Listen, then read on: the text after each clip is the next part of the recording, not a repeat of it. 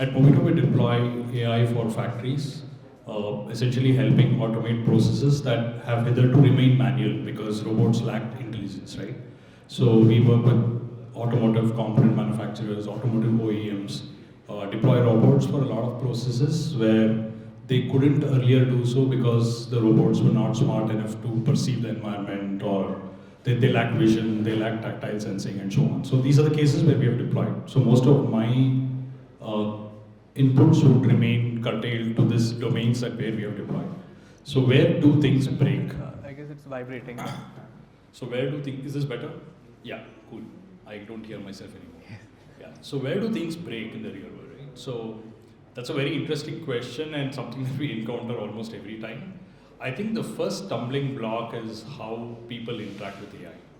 So when you install AI in a factory and when it is still not, it's something that the operators are still not used to. You still have line operators. Things are not 100% automated. You cannot just go out and say, hey, go out everybody, the robots are going to run the show. It's not like that.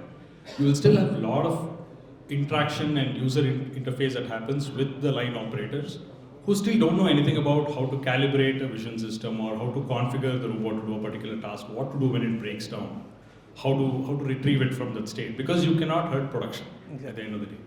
So I think the first stumbling block is how do you fix the operator user interface so that it's still seamless for the operator to work with the system. So that's where we have seen a lot of things fail. The operator, if he finds it hard, he will just shut the system and do his work manually. He will not bother about turning it on. Okay.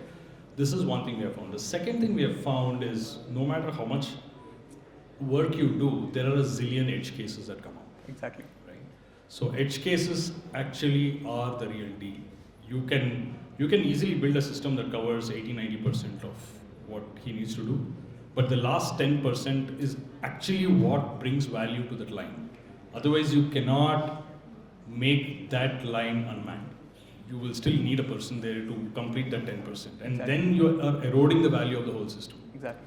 So what always comes back to us and hurts us is how do we fix that last 5 microns of accuracy or reliability, or missing that one crack that got away from the system because the vision was not good enough or the lighting was bad. So building robustness into the system so that nothing escapes becomes very crucial. Exactly.